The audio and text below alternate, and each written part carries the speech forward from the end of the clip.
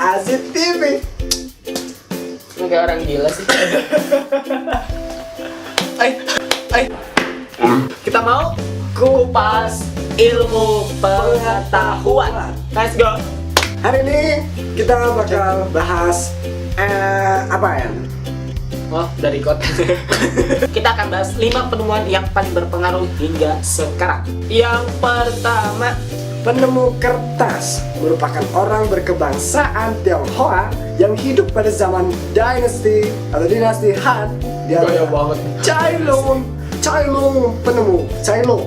Siapa penemunya? Cailong. Cailu.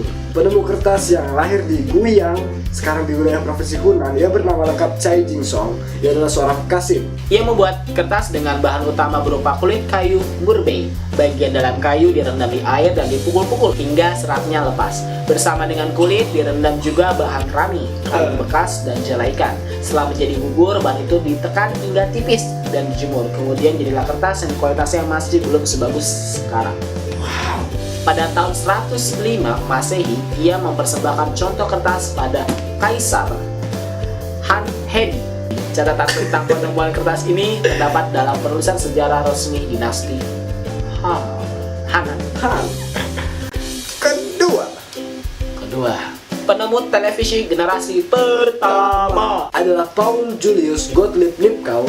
Ia lahir tanggal 22 Agustus 1860. Lipkau lahir di Lauenburg, Lebok. Ya, Lebok. Di Pomerania. Ketika kuliah, ia menciptakan cakram Lipkau. Setelah memikirkan kegunaan sekeping cakram berlubang untuk membuat gambar menjadi corak titik-titik dan garis pada akhir 1883. Perlu diingat bahwa Alexander Bain telah memancarkan gambar melalui telegraf pada 1840-an. Namun cakram Lipkau inilah yang meningkatkan proses pengkodean. Siaran TV pertama menggunakan dasar pengimbasan gambar optik mekanik yang dibuat oleh cakram Lipkau. Namun, sistem yang didemonstrasikan ke publik tersebut adalah hasil dari organisasi John Logie Baird. Baird adalah penemu pertama yang berhasil memanfaatkan cakram Lipkau. Hasil gambaran televisi pertama kali diperlihatkan pada bulan Oktober 1925. Itu namanya siapa? Aku bingung. Jadi gini loh, Lipkau ini dia punya dasarnya, tapi pas mau didemonstrasikan pada tahun 1925 kalau nggak salah di Berlin. Makanya baca buku ini. Jadi itu apa namanya? Jadi itu yang didemonstrasiin bukan punya dia, tapi yang didemonstrasiin tuh punya dia tapi udah diolah. Dia nggak dihargai, jadi kok abis dari ini tuh rata-rata generasi selanjutnya pakai punya perusahaan ini. Ya, jadi intinya siapa yang buat? Gue cuma itu doang. Ya dasarnya dia, kalau nggak ada dia kita nggak bisa. Paul Julius Gottlieb. Nggak, Lipkau. Iya, Paul Julius Gottlieb Lipkau. Iya. Next, ketiga, penemu mesin pembakaran. Nicholas August Otto. Dia lahir tanggal 14 Juni 1832. Dia adalah penemu mesin pembakar dalam asal Jerman. Wih, Jerman. Iya. Saat masih muda, ia mulai percobaan dengan mesin gas pada 1864. Ikut serta dengan 2 kawan untuk membuat perusahaan sendiri. Perusahaan itu dinamai N.A. Otto NCA. Ya. Cie. Ini tapi lucu kalau misalkan dia punya perusahaan. Bro, perusahaan lo apa? NA Otto NCA. Oke, lanjut. Perusahaan ini merupakan perusahaan pertama yang menghasilkan mesin pembakaran dalam. Perusahaan ini masih ada sampai kini dengan nama, susah lagi. Diods AG Mesin. Beberapa tahun kemudian, ia disusul oleh Gottlieb Daimler dan Wilhelm Maybach. Dan bersama mereka ciptakan gagasan putaran 4 tak atau putaran Otto.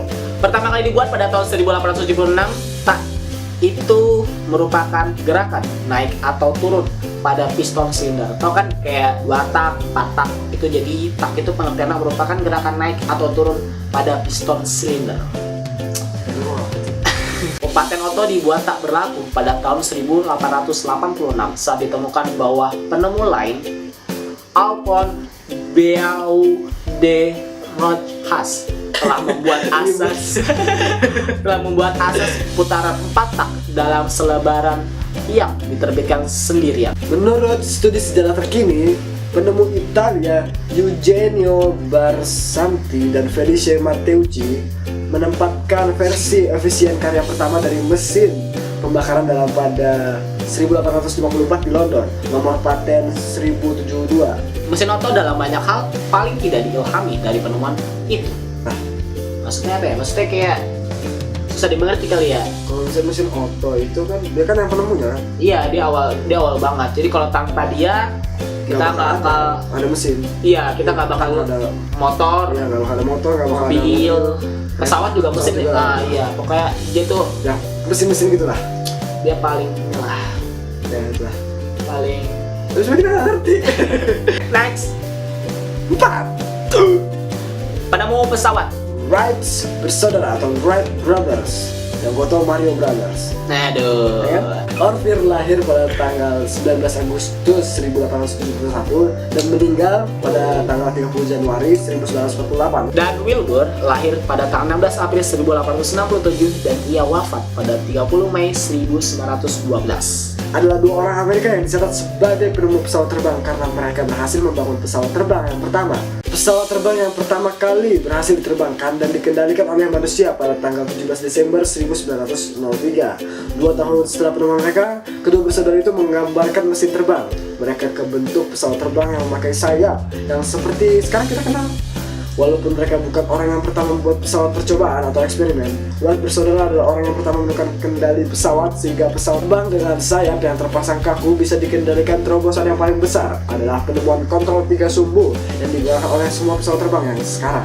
Hingga sekarang. Oh, hingga sekarang ya? Yang sekarang. Hingga sekarang. Yang sekarang. Bahasa Sunda lu berapa sih? Kok masih sudah? Oh ya. Next. 5 atau 5. Wede. Inggris ya. Bahasa Arabnya 5. Penemu arus listrik Aceh, Nikola Tesla, lahir di Smiljan, Kroasia 10 Juli 1856 dan meninggal di New York City 7 Januari 1943 pada umur 86 tahun. Adalah seorang penemu fisikawan, teknisi mekanika, dan teknisi listrik Amerika Serikat. Tesla dianggap sebagai salah satu penemu terpandang sejarah dan merupakan salah seorang teknisi terbesar dalam akhir abad ke-19 dan abad ke-20. Tesla merupakan seorang perintis elektromagnetik tanpa kabel dan daya listrik. Ia berketurunan Serbia dan menjadi warga negara Amerika Serikat pada tahun 1891. Selagi bekerja di negara tersebut, paten Tesla dan kerja teorinya merupakan dasar dari daya listrik arus bolak-balik. Atau bahasa Inggrisnya apa? Ya. Aduh. Ngapain bahasa?